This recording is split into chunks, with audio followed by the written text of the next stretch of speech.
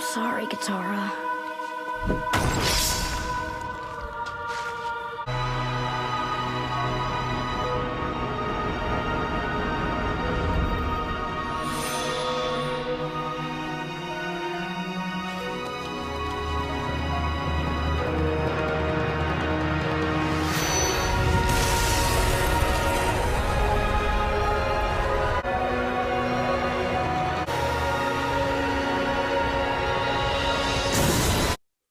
On this episode of Remember This Nostalgia, Avatar: The Last Airbender, Nickelodeon's Golden Child.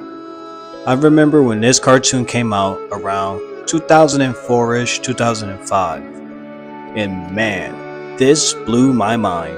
At the time, I was only accustomed to Toonami, where they showed Boondocks, and Dragon Ball Z, Naruto, Baby Blues, and so forth. I was not used to this style of animation. It caught my eye immediately, and the storyline is unbeatable. Siblings Katara and Sokka wake up young Aang from a long hibernation and learns he's an avatar whose airbending powers can defeat the evil Fire Nation. Now that synopsis alone is enough to really make you want to watch this show. I know, to a lot of you that may sound like your average cartoon or your average show. Hero comes, saves the day, everybody loves them, but not with this storyline. Just because Aang was the Avatar, everybody did not like this young man because of the simple fact that he was gone for 100 years. Now, he has to wait for a comet to come so he can defeat Lord Ozai, who is now the Fire Lord of the Fire Nation. But man, so much emotion is behind this cartoon. There are so many tear-jerking moments in this show. When I was a kid, I feel like I was wiping my face from crying more than watching a show. Now that I am an adult and I'm watching this on Netflix again, man, my heart is pouring out for each and every single one of these characters. The character development in this show is unbelievable. Each new person that they introduce in this show has a strong background and a strong storyline. The closest show that I can honestly say that can reach the type of emotion and level of success is Dragon Ball Z. I love Dragon Ball Z, from Dragon Ball to Dragon Ball Z to Kai to GT. But there is something totally spiritually different about Avatar: The Last Airbender.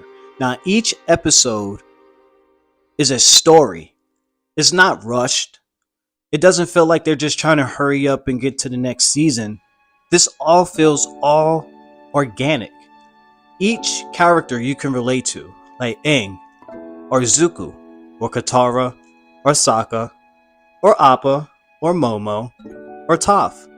But one character that I can totally relate to, Zuko.